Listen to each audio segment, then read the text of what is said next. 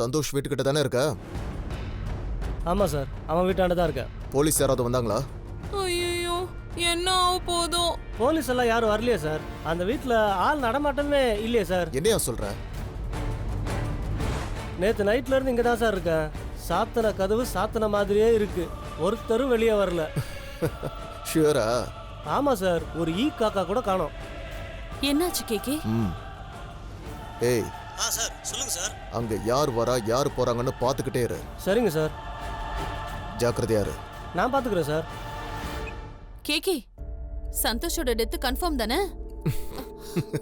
என்ன கேக்கே சொல்லுங்க, அந்த சந்தோஷோட கதை முடிஞ்சது இல்ல?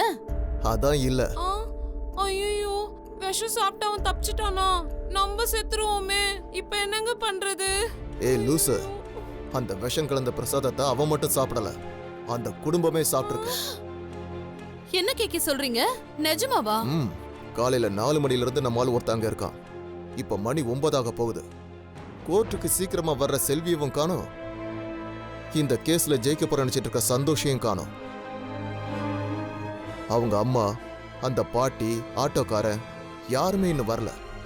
ஏன், அவன் வீட்டு கதவு கூட இன்னும் திறக்கல. அப்ப குடும்பமே கூண்டோட கைலாசமா? ஐயோ பாவம்.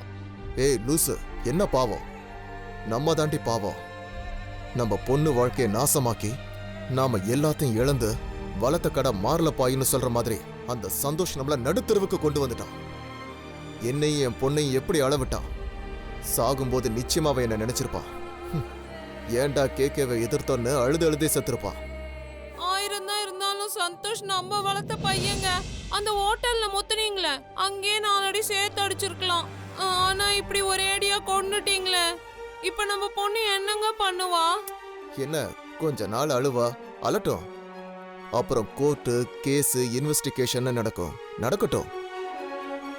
1 மாசமோ 2 மாசமோ, அப்புறம் வாரிசே இல்லாத அந்த சொத்து தானா என் பொண்ணு பேருக்கு தான் வரும். சந்தோஷ் செல்வி 2 பேரும் செத்து போயிட்டா அப்புறம் மாயாவோட குழந்தை மட்டும்தான் அவனோட மொத்த சொத்துக்கும் ஒரே வாரிசு. மாயாக்கு தான் இன்னும் கல்யாணமே ஆகலையே, அப்புறம் எப்படி அந்த குழந்தை அவனோட சொத்துக்கெல்லாம் வாரிசு ஆக முடியும்? அட மண்டு, இந்த தோக்குற கேஸ்லயும் நம்மளை ஜெயிக்க வைக்க போற ஒரே விஷயம் மாயாவோட குழந்தைதான்.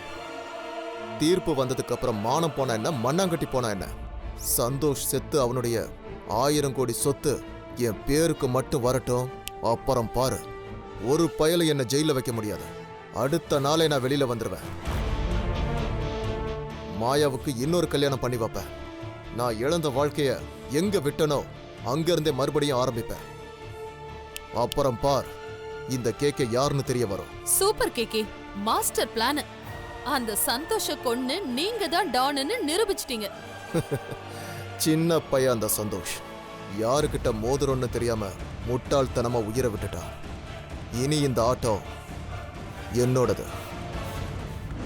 என்னங்க கடைசியில உங்களுக்கு இந்த கதியா? மாயா மாதிரி ஒரு பொண்ணை பார்த்தா கடைசியில இந்த நிலைமை தான் வரும். அவளும் வாழ மாட்டா, மற்றவங்களையும் வாழ விட மாட்டா. சார் நேரா இருங்க, போமா.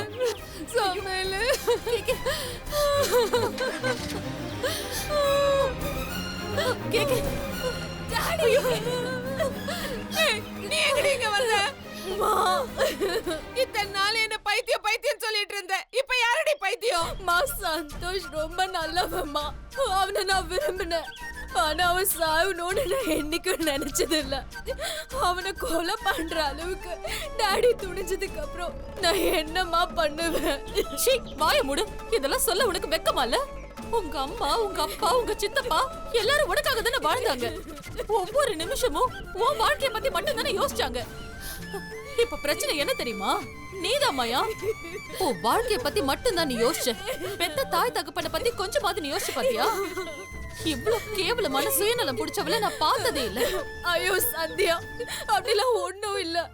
நீ என் நிலைமையில இருந்து அப்படிலாம் பேச மாட்டேன்.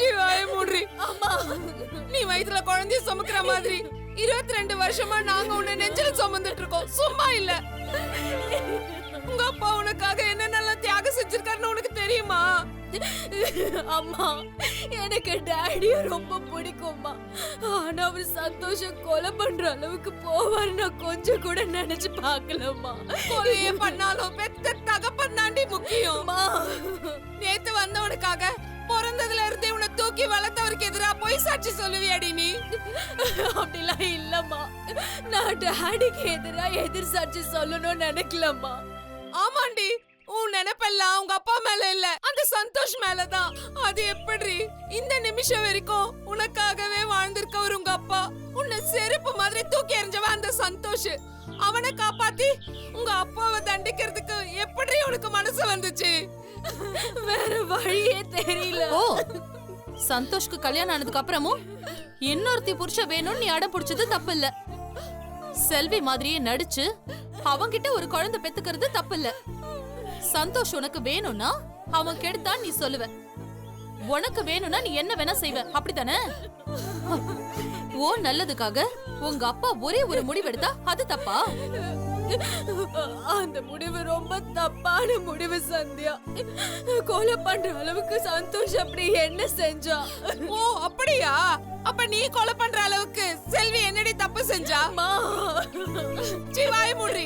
உங்க அப்பா ஒண்ணு எடுத்த உடனே சந்தோஷ கொலை பண்ணணும்னு நினைக்கலையே. போராடி போராடி உனக்காக கெஞ்சி அவன் கால்ல விழுந்து அவன் மேல கேஸ போட்டு உன்னை அவன் ஏமாத்திட்டான்றதுக்காக ஒரு தகப்பனா என்ன செய்ய முடியுமோ அதை தானடி செஞ்சாரு. ஆனா நீ உன் காதல் பைத்தியத்தால பெத்த தகப்பனையே காட்டி கொடுத்துட்டியே. நீ எல்லாம் மனுஷியே இல்லடி. இனிமேல் எனக்கு பொண்ணே இல்லடி. அம்மா இனிமேல் என் கண்ணு முன்னாடி எனக்கு அது போடிங்க இருந்து போ. இப்படி சொன்னா நான் எங்கம்மா போவேன்? இனிமே வீட்டு பக்கமே வந்துடாத, உன்னை கொன்னே போட்டுருவேன். இனிமேல் என் கண்ணு முன்னாடி இப்படி நிக்காத, போடி. என்னை விட்டு போவாதம்மா. இத பார், இனி எங்களை பொறுத்த வரைக்கும் நீ செத்துட்ட. எங்க முகத்திலேயே முழிக்காத, எங்கயாவது போய் தொலை. எடி கைய, எடி கையனா. என்ன தொட்ட கொலைக்காரியா மாறிடுவேன். போடி, எங்க போய் செத்து தொலை. நானும் இன்னியோட உன்னை தலை முழுகிடுறேன். போடி வாடி.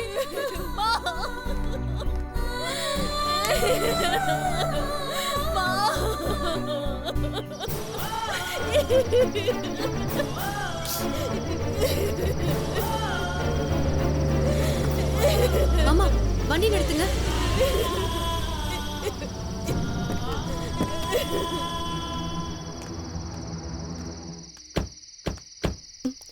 ஏம்மா என்னாச்சு மா, செல்வி? அங்க பாருங்களேன் மாயா.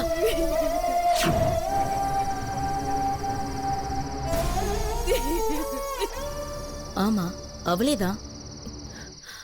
பாவமா மாயா தனியா உட்கார்ந்து அழுதுட்டு இருக்கா. அவ பாவம் இல்ல செல்வி, அவ செஞ்சதுதான் பாவம். அவ பண்ண பாவத்துக்கு தனியா உட்காந்து ஆளாம வேற என்ன பண்ணுவா? என்ன மாமா நீங்க எப்படி சொல்றீங்க? இப்ப மணி என்ன ஆச்சு? அவ நடு ரோட்ல தனியா உட்கார்ந்துட்டு இருக்கா. யாரும் கூட இருக்கிற மாதிரி கூட தெரியல.